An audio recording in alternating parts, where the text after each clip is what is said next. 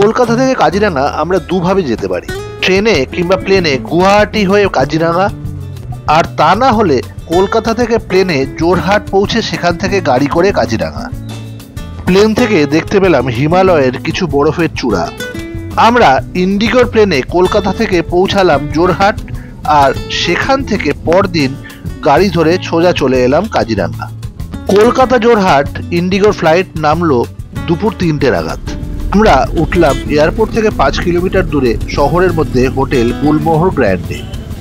রাতে র্যাপিডো অটো নিয়ে বেরিয়ে পড়লাম জোরহাটের মার্কেট ভ্রমণে। ঢুকে পড়লাম এক বাঙালি মিষ্টির দোকানে। অর্ডার করলাম 2 রকমের মিষ্টি আর চা।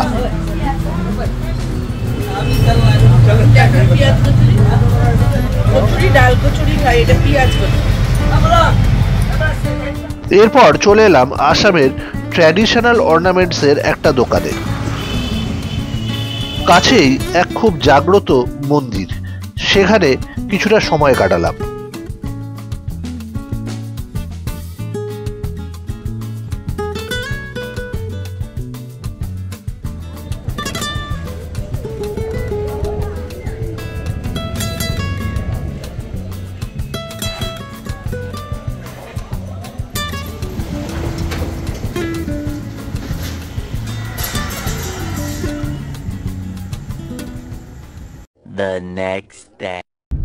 হোটেলে কমপ্লিমেন্টারি ব্রেকফাস্ট সেরে সকাল 9:30 নাগাদ একটা গাড়ি ভাড়া করে রওনা দিলাম কাজিরাঙার উদ্দেশ্যে।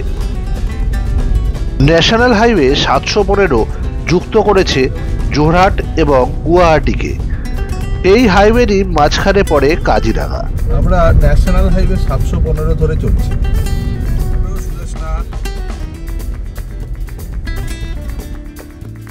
পথে পড়ল সোয়াগদেও চাওলিং সুকাফা সমন্বয় ক্ষেত্র। আসামের রাজার স্মৃতিতে তৈরি এটা জোরহাটের একটা দর্শনীয় স্থান।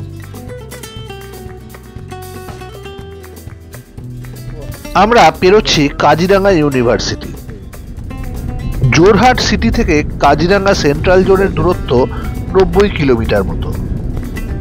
গাড়িতে সময় লাগে আনুমানিক 2 ঘন্টা। ঝাঁ চকচকে 4 লেন রাস্তা, আকাশ একেবারে নীল।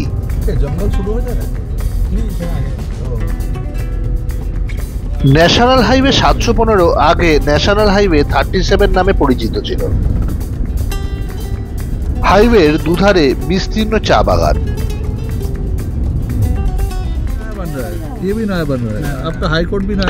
বাঁদিকে তৈরি হচ্ছে নতুন পুলিশ ট্রেনিং স্কুল।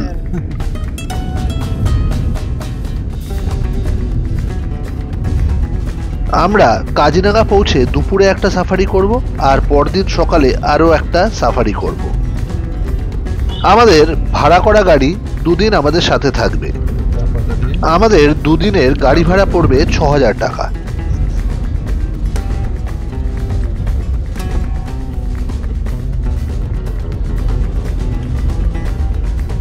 আমরা কাজিরাঙায় থাকবো সেন্ট্রাল জোন পোহরার কাজিরাঙা হোমস্টেতে।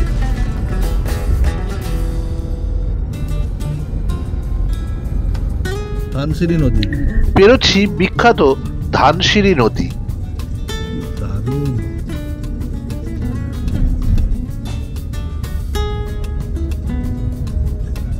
হাইওয়ের ধারে এই স্থানে গরুর হাট বসে।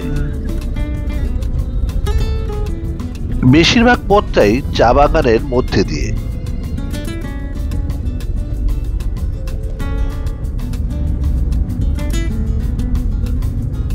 আমরা পেরোচ্ছি আসামের বোকাখাট। এটি একটি উন্নত শহর। এখানে জুবিন গর্গের স্মৃতিতে বিরাট প্রসেশন বেরিয়েছে।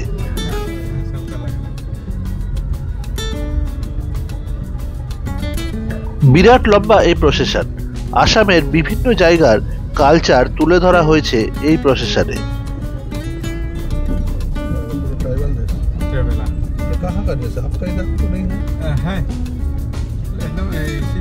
टाउन में नहीं है, साथ में है।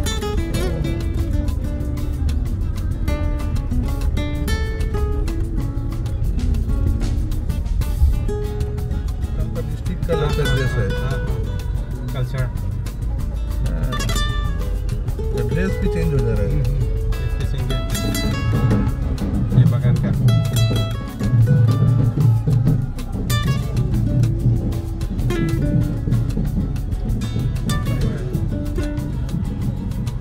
अलग अलग हाँ, अलग-अलग देश। ये मणिपुर ये मणिपुर का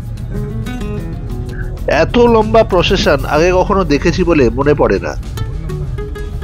खत्म नहीं होने वाला है।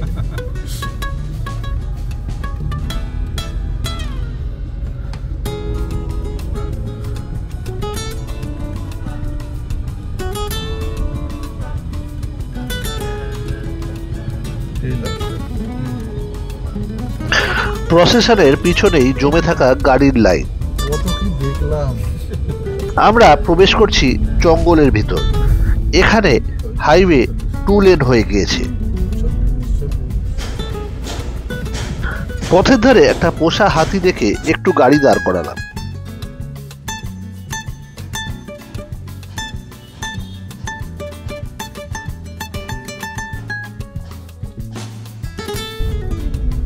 এখানে হাইওয়েতে বিভিন্ন জায়গায় অ্যানিমেল ক্রসিং জোন রয়েছে। একদিকে চা বাগান একদিকে কখনো চা বাগান আবার কখনো জঙ্গল। আবার জঙ্গলের মাঝখানে মাঝখানেও কিছু চা বাগান রয়েছে। দূরে একটা পাহাড় দেখা যাচ্ছে। বাস তো যাচ্ছে হাইওয়ের বাঁ দিকটা উঁচু এবং ডান দিকটা নিচু। বন্যায় ডান দিকটা প্লাবিত হয়, তখন পশু পাখিরা নিরাপদ জায়গায় বাঁ দিকে চলে আসে। হাইওয়েতে এখানে জায়গায় জায়গায় স্পিড লিমিট করা রয়েছে। সে স্পিড ভাঙলেই কড়া শাস্তির ব্যবস্থা রয়েছে।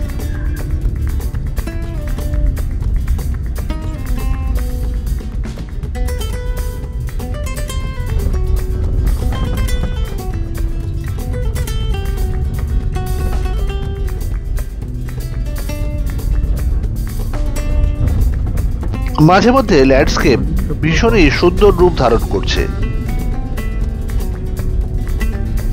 গুয়াহাটি এবং জোরহাটের মধ্যে এই রুটে প্রচুর বাস চলে।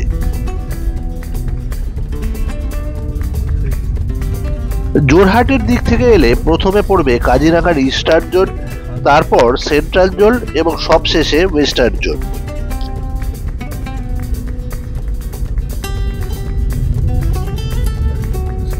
ঘন্টা দুয়েকের মধ্যেই পৌঁছে গেলাম সেন্ট্রাল জোন কোহরার কাজিরাঙ্গা হোমস্টের সামনে। এখানে আশপাশে থাকার আরো অনেক হোটেল রয়েছে। হোটেলের তরফ থেকেই বিভিন্ন জোনের জিপ সাফারির বন্দোবস্ত করে দেওয়া হয়।